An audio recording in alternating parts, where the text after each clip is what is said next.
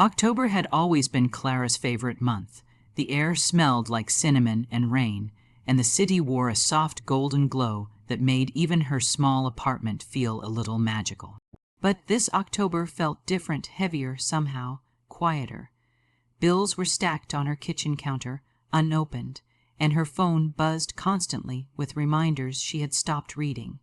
Rent was due in less than a week, and her last paycheck had already vanished into groceries and overdue payments.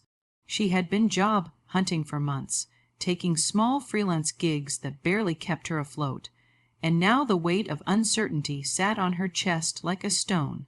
That night the wind rattled her window, and Clara sat cross-legged on her bed, staring at the dim light of the candle she'd lit for comfort. The flicker of its flame cast long shadows across her walls, and for a moment she felt as though those shadows were whispering her worries back at her, the same ones she'd tried to silence all day. What if I can't pay rent? What if they evict me? What if I never get out of this? She buried her face in her hands and took a trembling breath. Then, almost by instinct, she reached for the old book sitting on her nightstand, and the one her grandmother had given her years ago. Its corners were bent, the spine cracked, and inside, in delicate cursive, her grandmother had written, "For when life feels impossible, read this and believe." The title, Read the Game of Life, and How to Play It by Florence Scovel Shinn. Clara had never truly read it cover to cover. She had skimmed a few pages in her teens, but dismissed it as old-fashioned spiritual talk. Tonight, though, something about it called to her. She opened it to a random page, and her eyes landed on the words that felt like they were waiting for her. Large sums of money come to me quickly and easily, under grace, in perfect ways. The sentence shimmered in her mind like light through water. Large sums of money, quickly and easily. Under grace, in perfect ways. The rhythm of it felt strange and powerful. Clara laughed bitterly. If only, she whispered aloud. But as she looked back down, her grandmother's handwriting caught her eye again, underlined words in blue ink beside the affirmation. Say it every night before sleep. The universe always answers. Faith? Something inside Clara stirred, a mix of skepticism and fragile hope. Maybe it was desperation. Maybe it was love for the woman who had believed in miracles. She closed her eyes, let the candlelight warm her face, and whispered softly, "Large sums of money come to me quickly and easily, under grace, in perfect ways." Her voice sounded small in the quiet room. She said it again, louder this time. "Large sums of money come to me quickly and easily, under grace, in perfect ways." As she repeated the words, something began to shift, not around her, within her. The noise in her mind quieted. Her shoulders dropped, her breathing slowed. The rhythm of the phrase carried her like waves on a calm sea. She didn't realize how long she'd been saying it until her voice turned into a whisper again. The candle flame danced, bright and steady, as if nodding along. She thought of her grandmother, then how she used to hum while baking bread, always smiling no matter how little they had. The universe is generous, her grandmother used to say. You just have to ask in faith, not fear. Clara had never understood what that meant until now.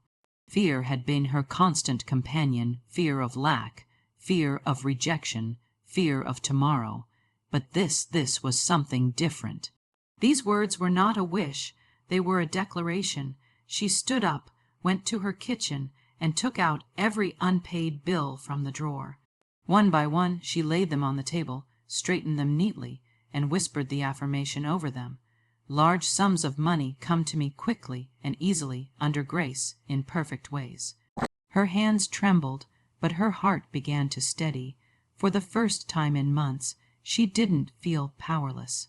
She felt like she was part of something bigger, a current she hadn't noticed before. When she finally crawled back into bed, the candle was nearly burned down to its base. The apartment was quiet except for the hum of the refrigerator and the distant murmur of city traffic. She closed her eyes and whispered one final time, "Large sums of money come to me quickly and easily under grace in perfect ways." The words wrapped around her like a blanket. She didn't even realize when she drifted off. In her dreams, she found herself standing in a wide golden field beneath a sky glowing like honey. The wind was soft, carrying with it the scent of lilacs and something sweet she couldn't name. Coins shimmered in the air like falling leaves, turning into rays of light as they touched the ground. A voice, gentle, familiar, spoke behind her. "You already have everything you need, my dear. Just open your heart and receive." When she woke the next morning, the dream lingered like perfume. The sun spilled through her window, warm and golden, painting her walls in the same soft light she'd seen in her sleep. She stretched, feeling an odd lightness in her body, like she'd set down a heavy bag she didn't know she'd been carrying. For the first time in weeks, she smiled. Clara made coffee and sat by her window, the book still open on her nightstand, and the world outside looked ordinary, cars honking, children heading to school, leaves swirling in the breeze, but something about it felt different. The same, yet charged with possibility. She took a sip of coffee, then whispered again, "Large sums of money come to me quickly and easily, under grace, in perfect ways." She didn't know how it would happen or when. She didn't have a plan, but she had a feeling deep, steady, undeniable, that things were already in motion. She opened her laptop to check emails, expecting nothing new, but there it was, an unread message from a company she'd applied to months ago, one she'd almost forgotten existed. "We'd like to schedule a call to discuss your application." It read. Her heart skipped. She closed her eyes and whispered, smiling, "Under grace, in perfect ways." That day she felt something she hadn't felt in a long time. Trust, the kind that doesn't come from logic, but from surrender. She went about her chores, humming softly, repeating the affirmation as she folded clothes, washed dishes, and took a walk through the park. Each time she said it, her voice grew more confident, her steps lighter, and somewhere beyond her awareness, life began to rearrange itself quietly. The unseen gears of fate turned, connections aligned. Opportunities she couldn't yet see were already on their way. October had only just begun, but for Clara, something far greater had started too, a conversation between her words and the universe. And though she didn't know it yet, by the time the last leaf fell from the trees, her life would never look the same again. 3 days passed, and the rhythm of Clara's life began to feel different, softer, lighter, almost synchronized with something invisible. Each morning she woke up and said her affirmation before even opening her eyes. "Large sums of money come to me quickly and easily, under grace, in perfect ways." At first she felt a little silly, but then something about the repetition began to feel like breathing. The words started to move through her like a quiet pulse. Every time she said them, her body relaxed a little more, and the air in her apartment seemed to hum with a faint warmth. By the 4th morning, something shifted. She made her coffee, sat at her small kitchen table, and opened her laptop, expecting to see the usual emptiness in her inbox: advertisements, spam, nothing of use. But there it was, an unread message from a company she had applied to 4 months ago, long before she'd started this affirmation. She blinked twice, thinking maybe she was imagining it. The subject line read, "Interview invitation, marketing assistant role." Her heart gave a startled jump. Clara clicked the message open, and the words seemed to sparkle on the screen. They were inviting her to a remote interview for a position that paid nearly double what she currently made. She sat back in her chair, stunned. "This can't be real," she whispered, but it was. The company was real, the email legitimate, the timing almost eerie. She pressed her palms together and said softly, "Thank you under grace, in perfect ways." That afternoon she went for a walk to clear her mind. The city streets were lined with orange leaves swirling in the wind, and though nothing external had changed much, everything felt alive. Even the people passing her seemed to smile more. She bought herself a small pastry from a local bakery, a luxury she hadn't allowed in weeks, and sat by the park fountain, watching sunlight play on the water. She found herself repeating the affirmation again, not out of need, but out of joy. Large sums of money come to me quickly and easily, under grace, in perfect ways. The next morning brought another surprise. A soft knock echoed through her apartment door. Her elderly neighbor, Mrs. Grant, stood there with a wrinkled envelope in hand. "This came to my mailbox by mistake, dear," she said with her usual kind smile. Clara thanked her and tore it open without much thought until she saw the check inside.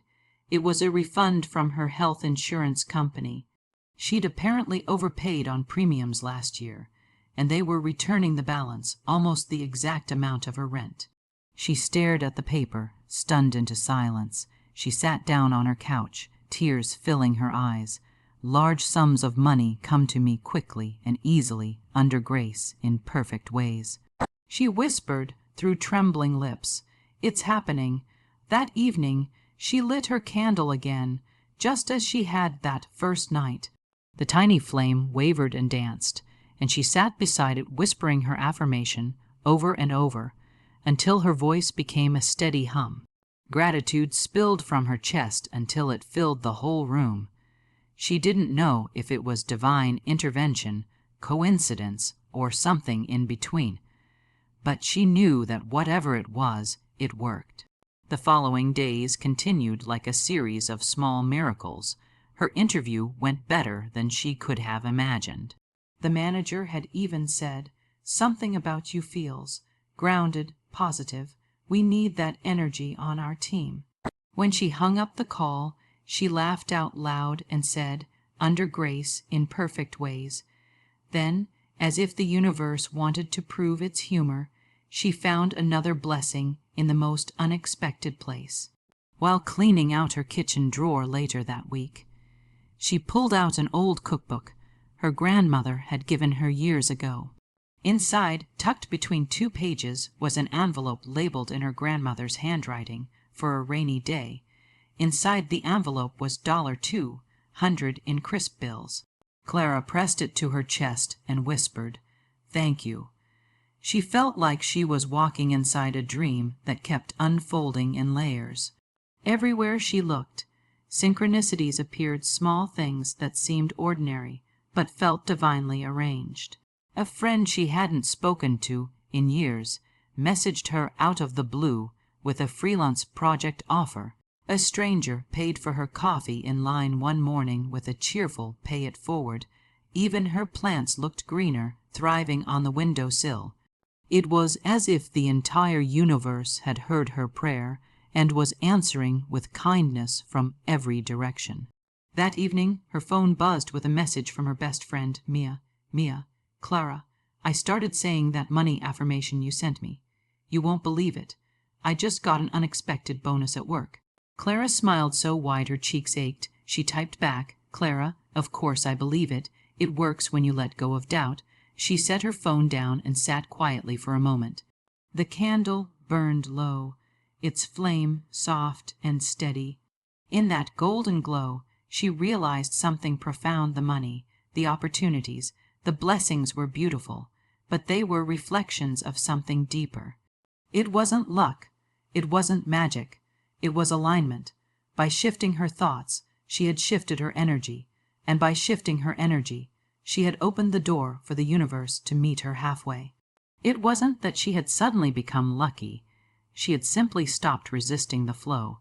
She'd stopped clutching fear like a shield and had started speaking faith into the air instead.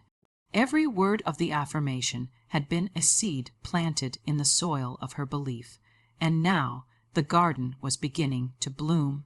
That night Clara stood by her window again, just like she had that first evening, watching the city lights flicker below. The moon hung full and luminous above the rooftops. She pressed her palms together and whispered her affirmation one more time, slowly, deliberately, as if carving it into her heart. Large sums of money come to me quickly and easily, under grace, in perfect ways.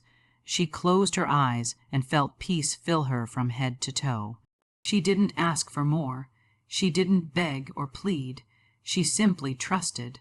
For the first time in a long time, she wasn't worrying about how things would happen. She just knew they would.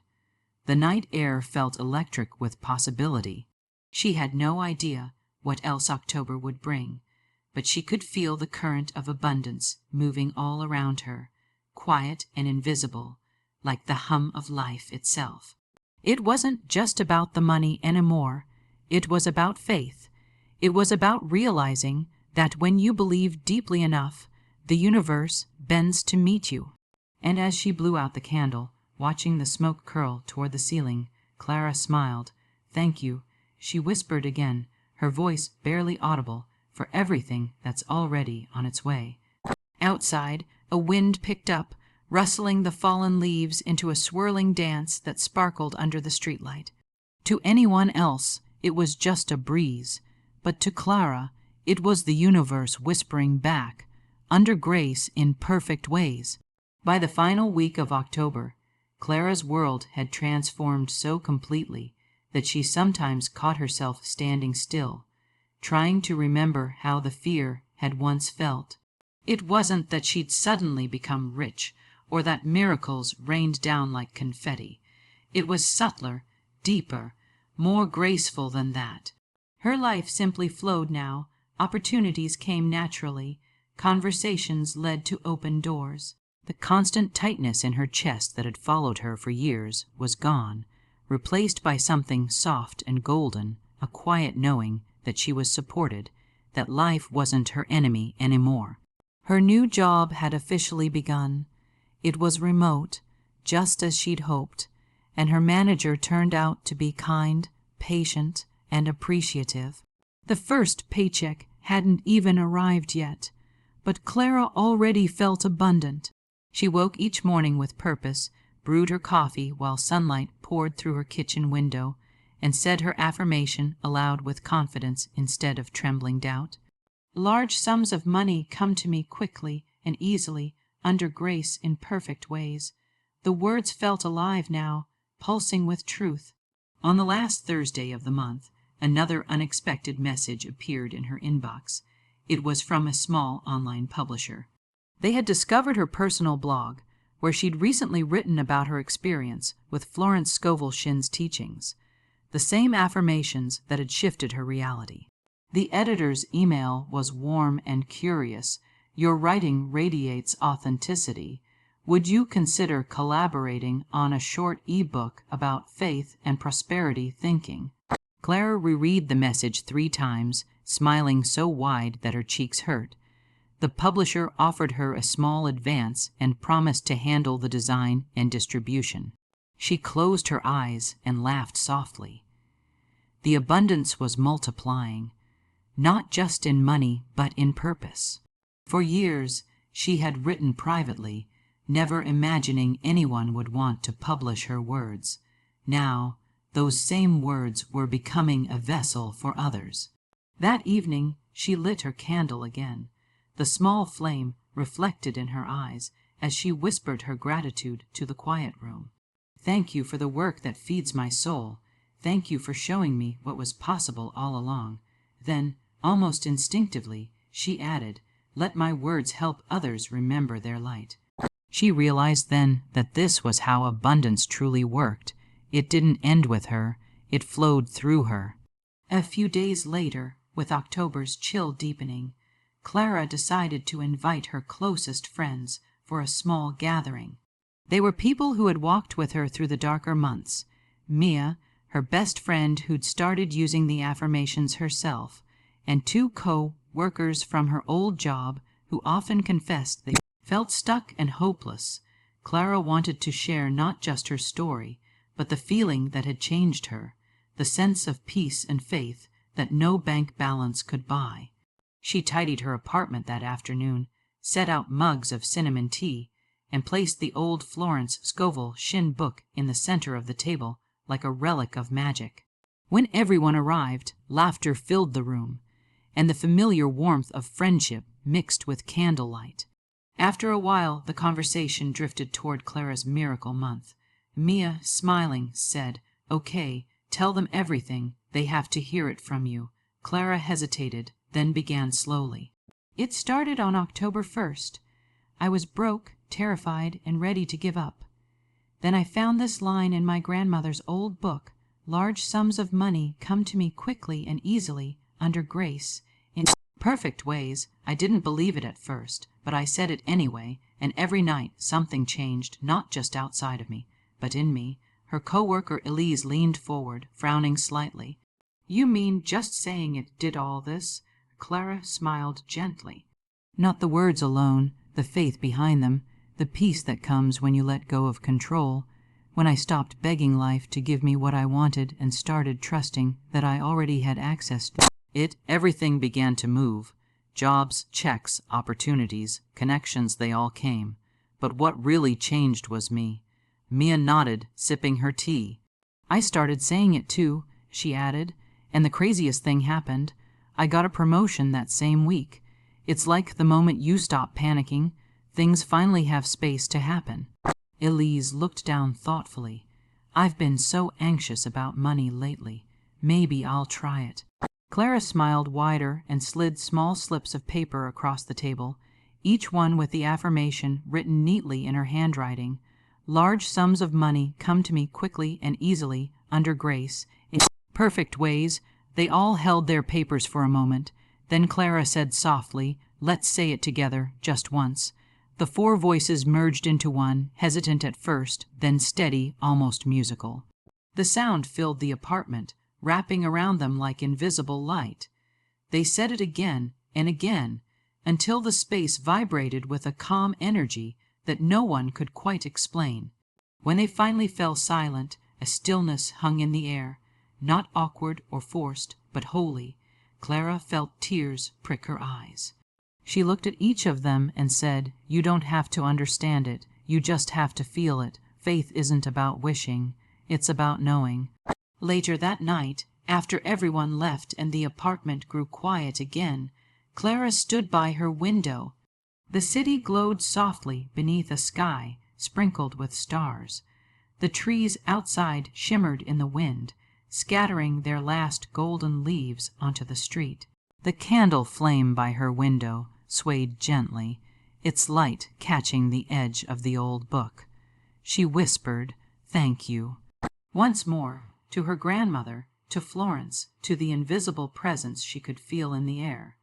"Thank you for teaching me how to see abundance not as something to chase, but something to live." As she prepared for bed, her phone buzzed with another notification, a new deposit in her account. It was the advance payment from the publisher, arriving sooner than expected. She chuckled softly, shaking her head. "Under grace, in perfect ways," she murmured. Before turning off the light, she opened her journal and wrote her final entry for the month. October 31st, I finally understand that money is not the blessing. Peace is. Money flows when I stop fearing it. Love flows when I stop clinging. Life flows when I stop resisting. The words were never about calling something to me. They were about reminding me that I already have it. Everything I need is already here. She placed the journal on her nightstand and blew out the candle. The faint trail of smoke rose like a prayer, curling into the still air. As she lay down, her mind quieted into that familiar rhythm, the gentle, pulsing mantra that had become her heartbeat. Large sums of money come to me quickly and easily, under grace, in perfect ways.